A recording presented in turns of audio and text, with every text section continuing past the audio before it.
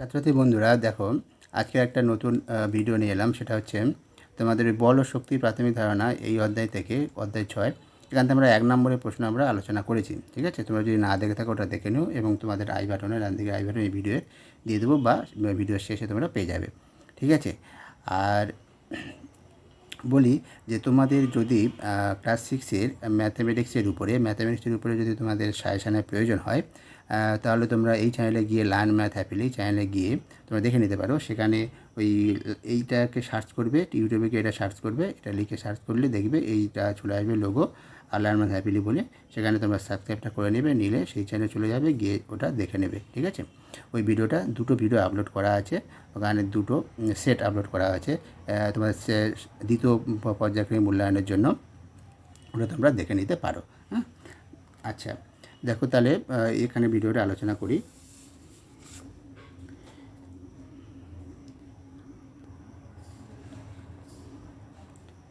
প্রথম যে প্রশ্নটা আছে দেখে নাও, স্থির বস্তু ও স্থিতি কাকে বলে? স্থির বস্তু যে বস্তু পারিপার্শ্বিক বস্তুর সাপেক্ষে সময়ের পরিবর্তনের সঙ্গে সময়ের পরিবর্তনের সঙ্গে স্থান পরিবর্তন করে না, তাকে স্থির বস্তু, এবং বস্তুর এই অবস্থাকে স্থিতি বলে। ঠিক আছে, তারপরে হচ্ছে গতিশীল বস্তু ও গতি কাকে বলে? যে বস্তু পারিপার্শ্বিক বস্তুর সাপেক্ষে সময়ের পরিবর্তনের সঙ্গে স্থান পরিবর্তন করে তাকে গতিশীল বস্তু বলে, আর বস্তুর এই অবস্থাকে, মানে এই গতিশীল অবস্থাকে বলা হয় গতি। ঠিক আছে, এটাই।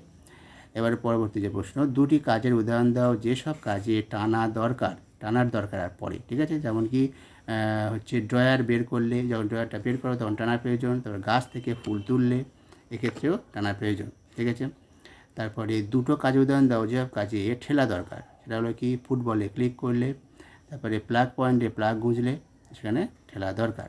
তারপর দুটো কাজের উদাহরণ দাও যেখানে টানা বা ঠেলা দুটোই দরকার হয়। সেটা হচ্ছে দরজা খুললে টানা বা ঠেলা দরকার, মানে ঠেলেও দরজা খোলা যায় আর টেনেও দরজা খোলা যায়। তারপরে টেবিলকে সরালে, এইটা দুটো। গতিশক্তির দুটি উদাহরণ দাও। গতিশক্তি, এই প্রশ্নটা 2 নম্বরে যেমন আসতে পারে, 3 নম্বরেও আসতে পারে। গতিশক্তি দেখো, গতিশক্তির দুটো উদাহরণ। সেটা হলো কি, একটা পাথর দূর থেকে ছুঁড়ে গায়ে মারলে আঘাত লাগে। এখানে পাথরটি ছোঁড়ার জন্য গতির সৃষ্টি হয়, গতির সৃষ্টি হয়, আর এই গতিই পাথরটিতে গতিশক্তির জন্ম দেয়। তাহলে এটা হলো গতিশক্তির উদাহরণ। ঠিক আছে, তবে আরেকটা উদাহরণ হচ্ছে, নদীর জলের স্রোতে একটি নৌকা ভাসিয়ে দিলে নৌকাটি স্রোতের দিকে ভেসে যাবে। এখানে জলের গতিশক্তি নৌকাটিকে ভাসিয়ে নিয়ে যায়। ঠিক আছে, এবার পরবর্তী প্রশ্ন, স্থিতিশক্তির দুটো উদাহরণ দাও। এটাও 3 নম্বরের প্রশ্ন হতে পারে। ঠিক আছে, 2 নম্বরও আসতে পারে।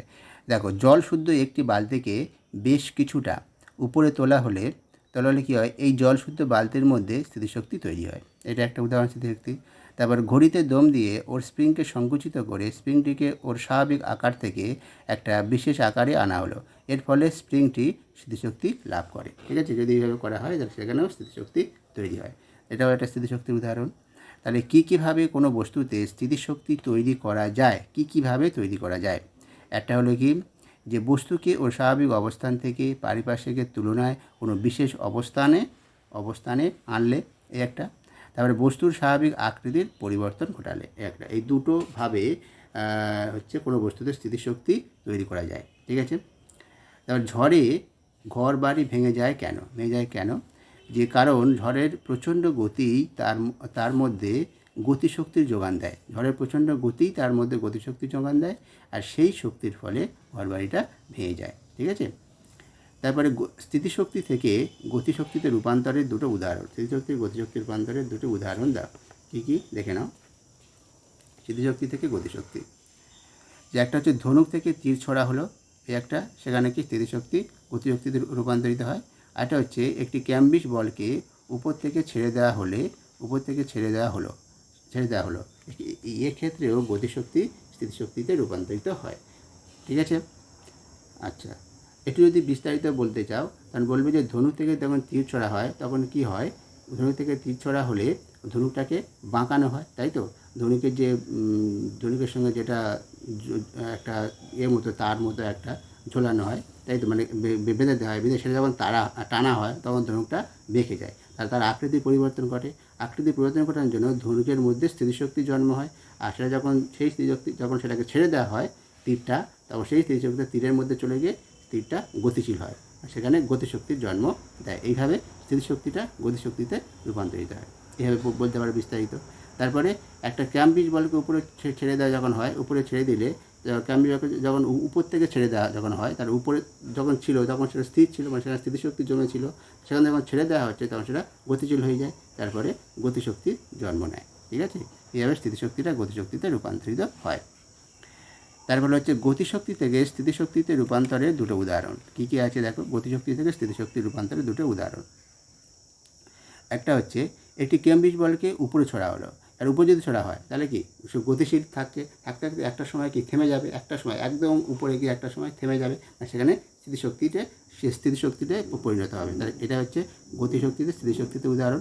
তারপরে সাইকেলের চাকাকে ঘুরিয়ে ছেড়ে দেওয়া যদি হয়, সাইকেলের চাকাকে তুমি ঘুরিয়ে ছেড়ে দিলে, তাহলে ঘুরতে ঘুরতে মানে তার গতিশক্তিটা চলতে একসময় সে থেমে যাবে, কারণ সমগ্র গতিশক্তিটা একসময় স্থিতিশক্তিতে পরিণত হবে। তারপর নিচের প্রতিটি ক্ষেত্রে শক্তির রূপান্তর উল্লেখ করো। প্রতিটি ক্ষেত্রে শক্তি মানে কোন শক্তিতে যাচ্ছে। যেমন মোমবাতি জ্বালানো হলো, কয়লা পোড়ানো হলো। ঠিক আছে, এখানেও কী হবে, মোমবাতি জ্বালানো হলো, এক্ষেত্রে কী হবে, রাসায়নিক শক্তি আলোক শক্তিতে পরিণত হবে, মানে এক্ষেত্রে রাসায়নিক শক্তি আলোক শক্তিতে রূপান্তরিত হবে। আর দ্বিতীয়টার ক্ষেত্রে কয়লা পোড়ানো হলো সেখানে রাসায়নিক শক্তি তাপ ও আলো শক্তিতে রূপান্তরিত, তাপ উৎপন্ন হবে এবং আলোও উৎপন্ন হবে। ঠিক আছে, তাই দ্বিতীয় ক্ষেত্রে কয়লা পোড়ানো হলে তাপ ও আলো দুটোতে পরিণত হবে, রাসায়নিক শক্তিটা তাপ ও আলো শক্তিতে পরিণত হবে। এই ছিল আমাদের আজকের ভিডিওতে 12টি প্রশ্ন। ঠিক আছে, তোমাদের যদি ভালো লেগে থাকে অবশ্যই তোমরা লাইক করো, শেয়ার করো বন্ধুদের সঙ্গে, আর যাদের প্রয়োজন সে তাদেরকে শেয়ার করো, আর সাবস্ক্রাইব করতে চাইলে সাবস্ক্রাইবটা করে নিও, কেননা এই ভিডিওতে ভালো ভালো ভিডিওতে এইরকমভাবে থাকবে। তোমরা এছাড়া আর পরবর্তী যে অধ্যায়গুলো আমরা আলোচনা করব, এর আগে যেগুলো করি সেটা তোমরা দেখে নিও। ঠিক আছে, তাহলে এই পর্যন্ত, ভালো থেকো।